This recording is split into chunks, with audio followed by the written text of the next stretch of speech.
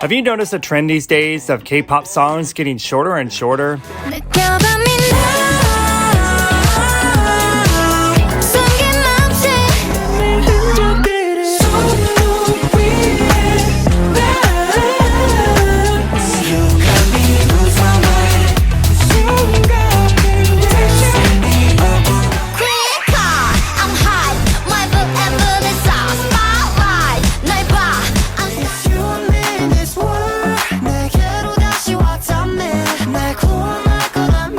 As some of you may have heard, I used up all my dark magic reserves to summon an infinite comeback recently. It took 5 years, and it worked, but the new song is only 2 minutes and 45 seconds long, and it lacks a bridge and a third chorus.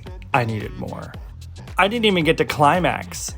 But yeah, this got me thinking. There are many factors as to why popular songs have made this shift to shorter times. And I feel that we've gone from K-pop as an art form to a content form that tries to appease business, psychological, and economic needs. So I decided to do some research on this topic, and for this video, let's dive in and uncover some of these reasons. To start with, there's a major factor driving this change to shorter songs: our evolving listening habits. With the rise of streaming platforms like Spotify and Apple Music, artists and labels are now focusing on creating songs that hook listeners within the first few seconds. In the past, radio airplay and concert-ready songs were a primary concern. So songs often had longer intros to allow listeners to tune in before getting to the good stuff. Nowadays, we get to choose songs we listen to and pause them to do whatever before we return. So shorter intros and quicker song structures keep us engaged in the age of instant gratification. A lot of it is to satisfy the algorithms. YouTube, for example, shares videos from creators as long as viewers make it past the video's first 30 seconds. This avoids clickbait titles and such. Music platforms are no different. It's why you often see restructuring of songs where they feature some sort of hook or chorus tease at the very beginning to grab the user and let them know what's coming. This was used in a lot of pop songs in the 1980s and other eras, but it's been picked up again for today's listeners at a level that hasn't happened previously. But why are streaming platforms so crucial? Well, let's talk about the economic side of this. Streaming services pay artists based on the number of plays their songs received, not the length of time the song is listened to. This incentivizes artists to create shorter songs that encourage more frequent replays. A 3-minute song that's replayed multiple times can bring in more revenue than a longer song listened to only once. A great example is looking at the success of Lil Nas X's Montero album, which contains 15 tracks that adds up to 41 minutes and 17 seconds in length. The majority of his songs on the album are all under 3 minutes. And K-pop songs are no different either. They have found that the changing the production of a song to fit the strategy just makes good sense, since it costs less to produce a 3-minute song than one that's another minute longer. Those studios, mixers, and staff cost money. And to be frank, I can relate because I ain't cheap either. And yes, playlisting also encourages it too. Group support shows the potential popularity of a song with other fans of that genre. So the streaming services recommend playlists from fans who have lists that tend to feature popular music. This encourages artists and labels to get as many songs of a fan's playlist as possible, but makes it harder for longer and less popular songs to get the exposure they need to grow a fan base to sustain them. In the era of constant digital bombardment and competing artists, fans find themselves with less patience to wait for a good hook, chorus, or instrumental.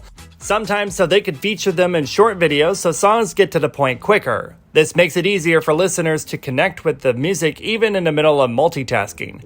Anything that doesn't fit this formula has less of a chance of making it on the crowded, coveted shortlist, so to speak.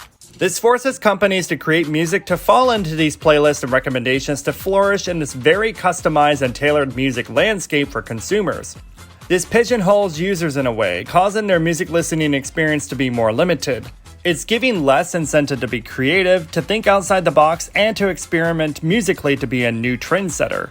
It's also why a lot of people seem to think music is all starting to sound the same, both in this current K-pop generation, but also mainstream music as a whole.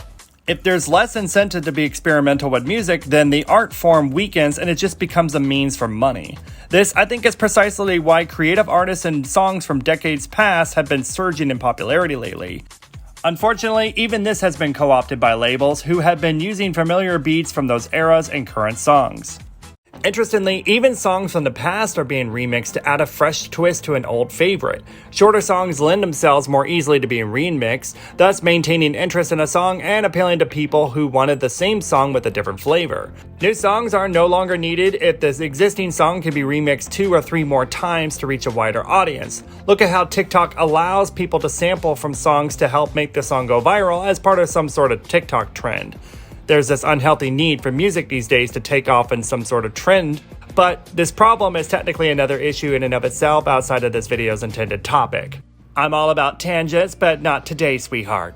As listeners show preference for shorter songs, artists adapt to cater to their audience's desires. Plus, in the age of instant gratification, fans are more likely to listen to a shorter song multiple times rather than committing to a longer one. Reminds me of back when 30 Seconds to Mars came out with their 2009 This Is War album. It's a great album, clocking in at just over an hour, with many of the songs being over 5 minutes. My friend was very annoyed by the song's length, saying, "If you can't say what you need to say in 4 minutes or less, then don't say it at all." Well, time is money, I guess, and she was not about that. Again, I can relate. I'm not cheap.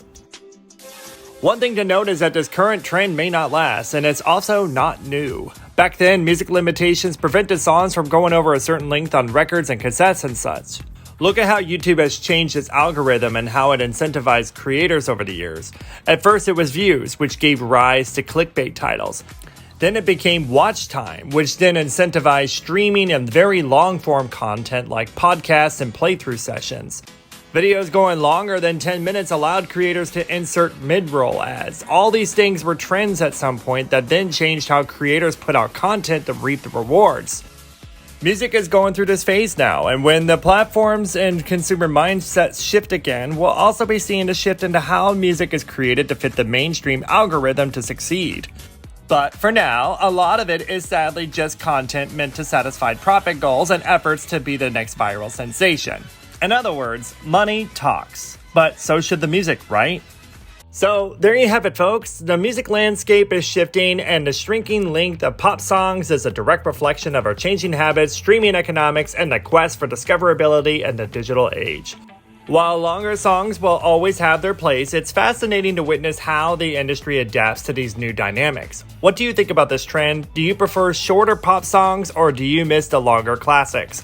Let me know in the comments below, and as always, don't forget to hit that like button and subscribe for more K-pop music insights. Thank you all for watching and for stopping by. Check out many more of my videos while you're here, and I shall see you next time.